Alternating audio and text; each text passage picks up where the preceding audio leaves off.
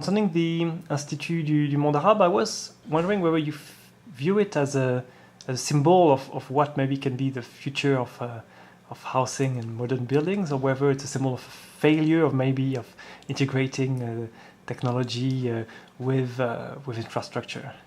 Mm-hmm.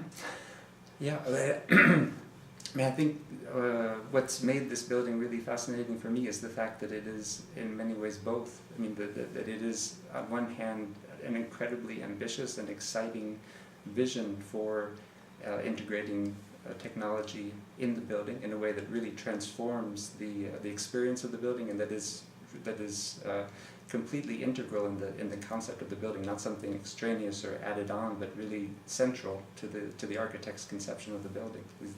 What we're talking about are these mechanized diaphragms that adjust or were intended to adjust to the solar radiation levels on an individual basis. So that this idea that you would, across this extraordinary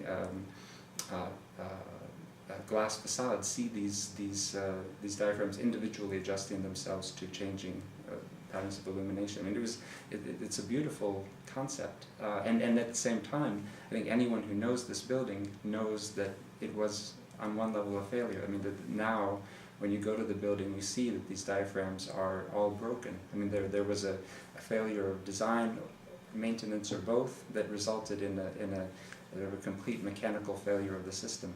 And so there is really the building has both of these aspects, and that's been fascinating for me, I think, because in thinking about responsive architecture, I'm very interested in this relation between permanent and impermanent aspects of the building. And I think on the whole, architecture is very privileges the permanent to a very large degree. I mean, there's a cultural preference for permanence, and then what is valued in architecture is usually what persists over time. So at least, it's like, for example, if we look at at a monument like the Parthenon, I mean, that what is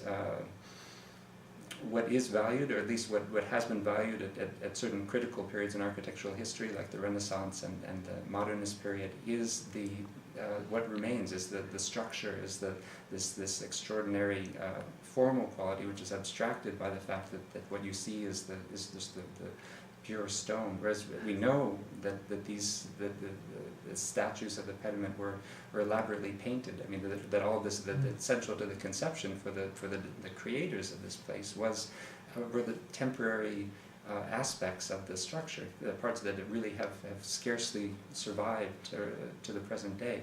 But architecture, I think, has a tendency, and especially architecture of the modernist period, has a tendency to favor this, what is permanent, or what is the structural, as opposed to the superficial, or the superficial, you could say, or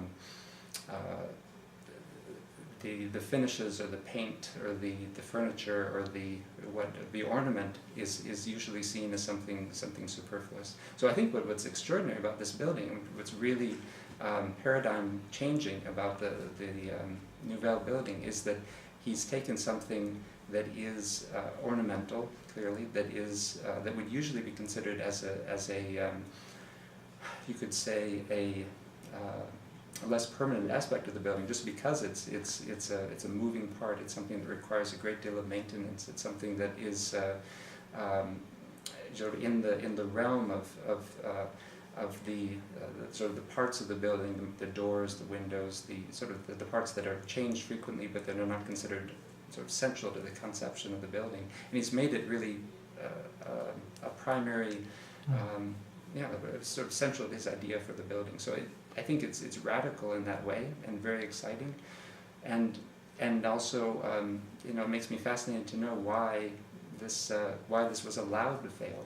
I mean, was it a failure of the architect's conception, or was it the client who really, in the end, wasn't willing to invest the necessary funds to maintain this vision? And I think at some point I'd be interested to know the answer to that question. I don't at the moment.